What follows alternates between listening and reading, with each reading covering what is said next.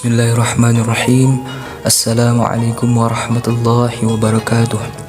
Alhamdulillah, sallallahu sallam baraka ala rasulullah wa ala alihi wa sahbihi wa mawalah wa ba'd. Yang saya hormati dan saya muliakan Bapak dosen pengampu mata kuliah Teknologi Informasi dan Komunikasi, dan juga yang saya hormati dan saya banggakan teman-teman sekalian yang sedang menonton ataupun menyimak video kali ini. Pada kesempatan kali ini kita akan belajar bab 4. Materi bab 4 tentang menebarkan Islam dengan santun dan damai melalui dakwah, khutbah, dan tabligh.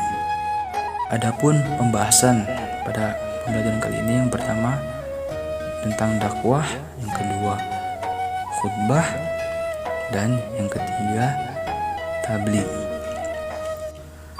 Pada pembahasan pertama mengenai dakwah ini, pengertian dakwah secara bahasa yakni da'a yada'u da'watan, yang mempunyai arti mengajak, memanggil, dan menyeru untuk hal tertentu. Adapun dakwah secara istilah yaitu kegiatan mengajak orang lain ke jalan Allah Subhanahu wa taala secara lisan atau perbuatan untuk kemudian diamalkan dalam kehidupan sehari-hari supaya mendapatkan kebahagiaan dunia dan akhirat. Tersimpul dari pengertian tersebut bahwa dakwah adalah mengajak orang lain untuk meyakini kebenaran ajaran Islam dan mengamalkan syariat Islam agar tercapai pola hidupnya lebih baik sehingga tercapai kebahagiaan dunia dan akhirat.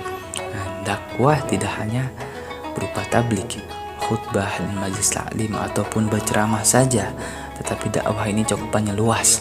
Dengan kita tidak berkata kasar, dengan kita rajin bersilaturahmi kepada saudara semuslim kita, dengan seorang perempuan, seorang perempuan yang menutup auratnya, itu juga sama termasuk sebagian dari dakwah. Adapun dalil perlunya dakwah ini terdapat di dalam Quran surat Al-Imran ayat 104 berikut. A'udzu billahi minasy syaithanir rajim. Bismillahirrahmanirrahim. Wal takum minkum ummatun yad'una ilal khairi wa ya'muruna bil ma'rufi wa yanhauna 'anil munkar wa ulaika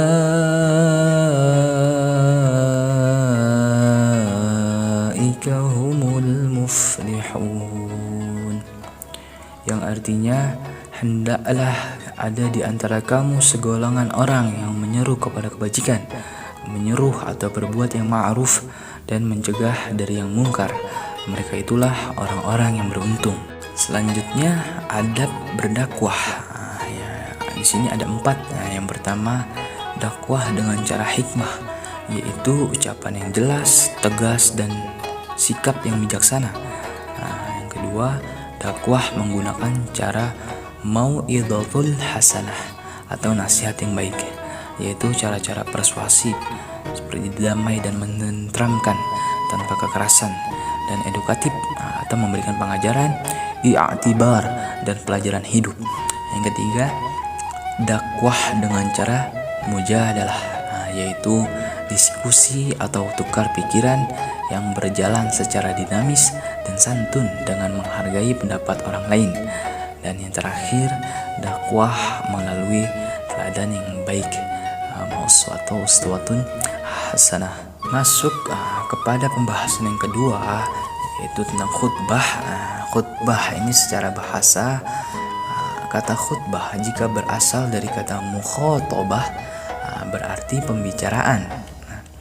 Jika berasal dari kata al-khatbu berarti perkara besar yang diperbincangkan.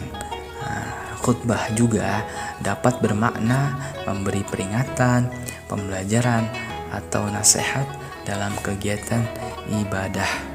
Adapun khutbah secara istilah yaitu kegiatan atau nasihat yang disampaikan kepada kaum muslim dengan syarat dan rukun tertentu yang erat kaitannya dengan sah atau sunnahnya ibadah.